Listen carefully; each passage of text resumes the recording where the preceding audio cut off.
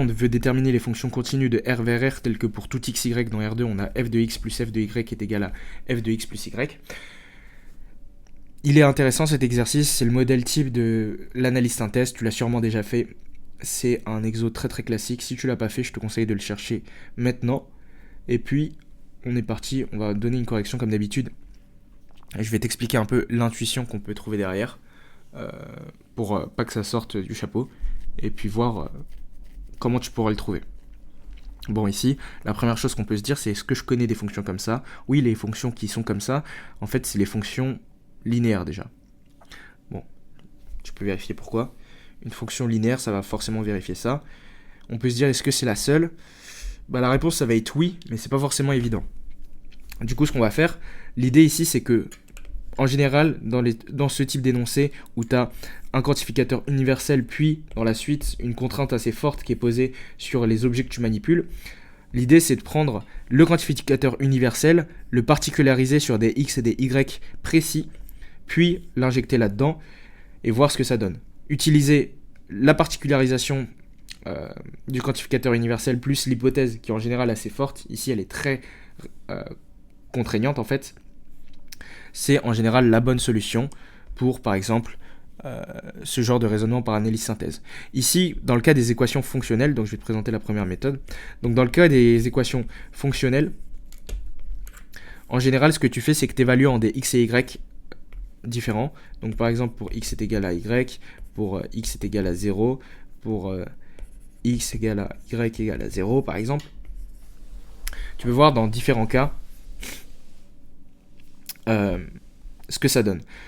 Dans le cas par exemple de l'algèbre linéaire, ce que tu peux faire quand tu as une contrainte comme ça et un quantificateur universel, c'est regarder ce que ça donne sur une base, sur des éléments d'une base pour voir ce que ça donne sur tout l'espace. Bon, ici du coup, l'idée c'est de se ramener à une seule variable, puisque les deux variables c'est un peu chiant, on connaît pas trop, on pourrait se dire on va dériver par rapport à une ligne variable, laisser l'autre tranquille, mais un peu chiant à faire, du coup le plus simple c'est vraiment de se ramener à une variable. La première méthode elle utilise la densité de Q dans R, et du coup elle t'apprend en fait que si tu montres un truc sur une partie dense, ça permet de le montrer sur une partie, enfin sur tout l'ensemble. Donc du coup c'est ce qu'on fait, on montre déjà que f de 2x, on remarque que f de 2x c'est égal à f de x, enfin à 2f de x. À partir de là, une récurrence directe, ça te donne que f de nx est égal à nf de x. Ça c'est assez naturel à regarder dès le départ. Puis en fait ce que tu aimerais bien toi c'est que ici t'es qu'une seule variable, tu vois, comme d'habitude tu veux toujours ramener à une variable. Quelle variable tu voudrais shooter? C'est le x ici, parce que le x t'as aucune information, le n tu sais qu'il est naturel. Pour shooter le x, tu vas évaluer en x est égal à 1, donc tu as f de n qui est égal à lambda n avec lambda sur lambda qui est égal à f de 1.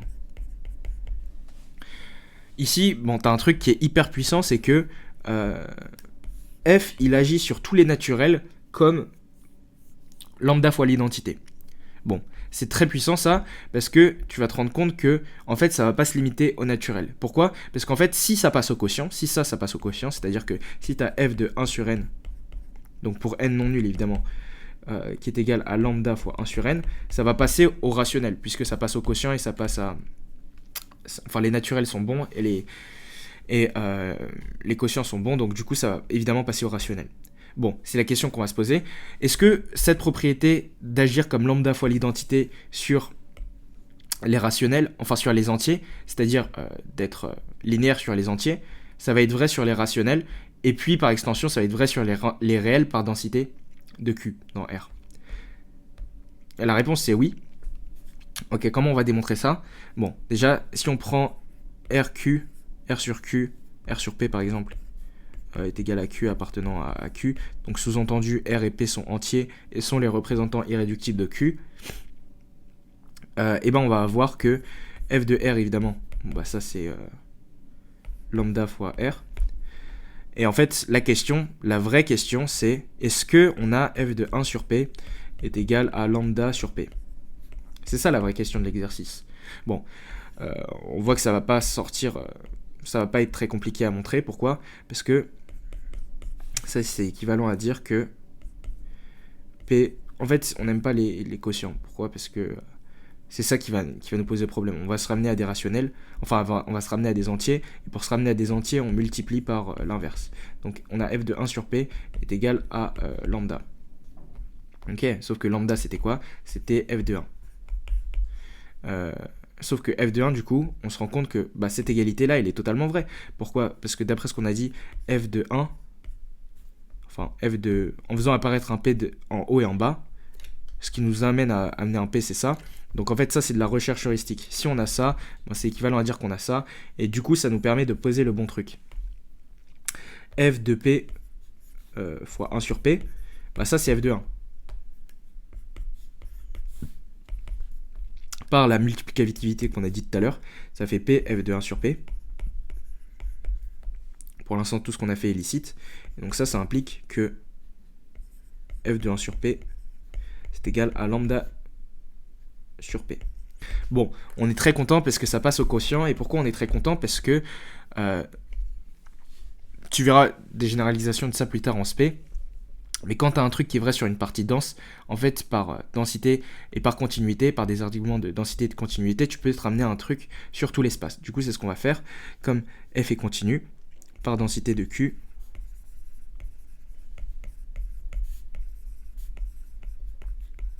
dans R, si on prend X dans R, eh ben, il existe une suite QK appartenant à Q puissance N, telle que la suite des QK va tendre vers X. Ça nous donne quoi? Ensuite, on invoque la continuité de F. La carte de la continuité, elle est très puissante, puisque ça te permet d'intervertir les limites essentiellement. Et c'est quelque chose qu'on apprécie parce que l'interversion de limites, c'est un truc qui est vraiment pas trivial. Donc, ici, par continuité de QK, ça va nous donner que la limite, quand K va tendre vers plus l'infini, de f de QK, ça c'est égal à f de x. Et puis par de l'autre côté, en faisant la même chose, on va avoir lambda f lambda x.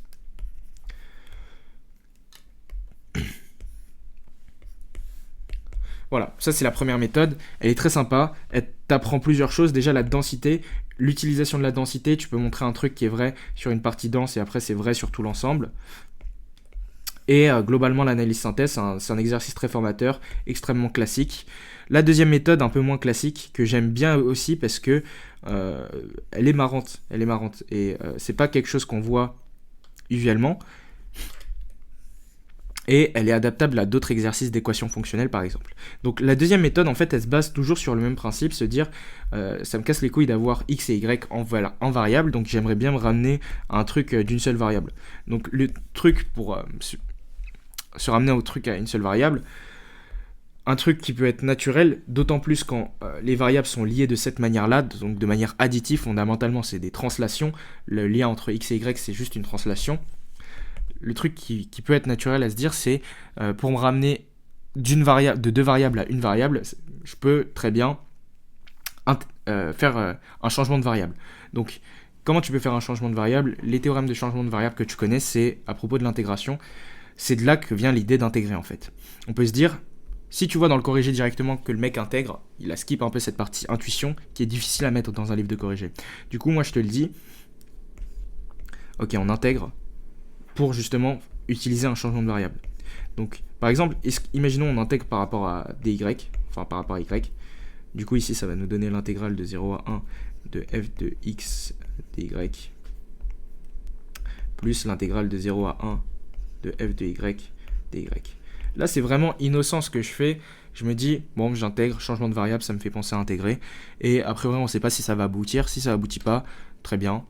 Si ça aboutit, si ça aboutit pas grave, je pourrais chercher d'autres pistes et si ça aboutit, tant mieux. Ici, j'avais oublié de noter un truc, c'est que évidemment f de 0 c'est égal à 0. Ça, tu le vois rapidement en évaluant xy est égal à 0. Ta f de 0 est égal à 0. D'où le fait d'intégrer sur 0,1. En fait, on intègre sur 0,1 parce que c'est un intervalle de taille 1 et on voit que la constante d'intégration de la borne basse, ça va être nul. Donc ça nous arrange. Donc f de xy, ici on pose juste u est égal à x plus y pour du coup se ramener à une variable. On intègre par rapport à y, du coup les bornes de l'intégrale ça va être x plus 1 ici.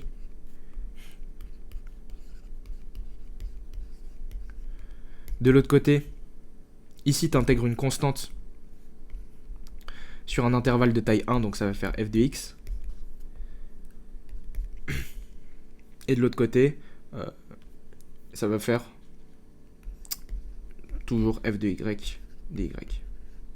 Bon, maintenant on note une primitive. C'est bien licite, hein, f est continu, donc on peut bien intégrer. Donc si on note grand F, une primitive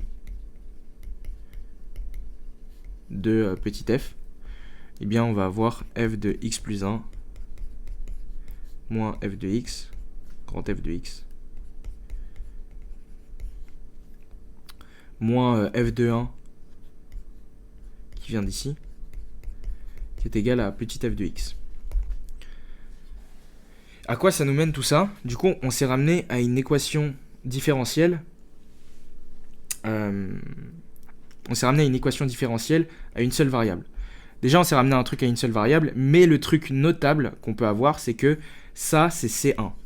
Et du coup, on a un renforcement de notre hypothèse. En fait, on pouvait s'en douter que ça allait être C1. Pourquoi on pouvait s'en douter? Parce que là, le truc, ça a l'air d'être linéaire.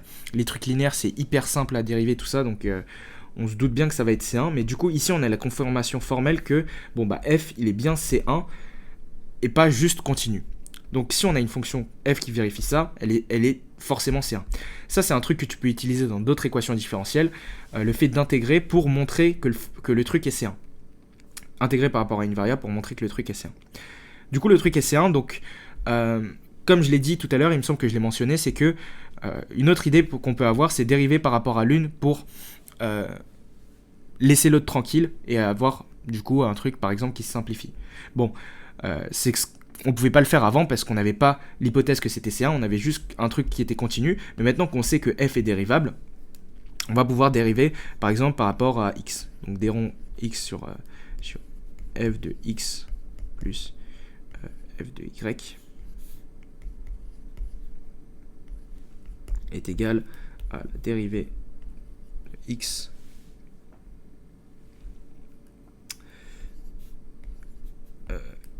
f de x plus y. Ok, du coup, là on a la dérivée de f de x sur la dérivée par rapport à x de f de x plus f de... là c'est la dérivée d'une constante, ça c'est une constante si tu dérives par rapport à x. Donc ça est égal à la dérivée de x plus y.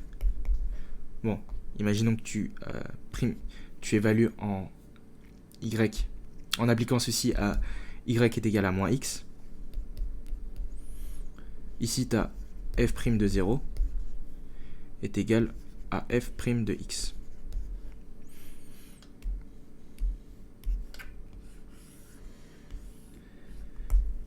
f' de 0 est égal à f' de x, ça c'est une constante, on peut la noter c, ou lambda même. Et ça nous donne que f de x est égal à lambda x pour tout x dans R. Parce que évidemment ça c'est constant. La dérivée, la primitive d'une constante c'est une fonction linéaire. Plus f de 0, on a vu que c'était nul.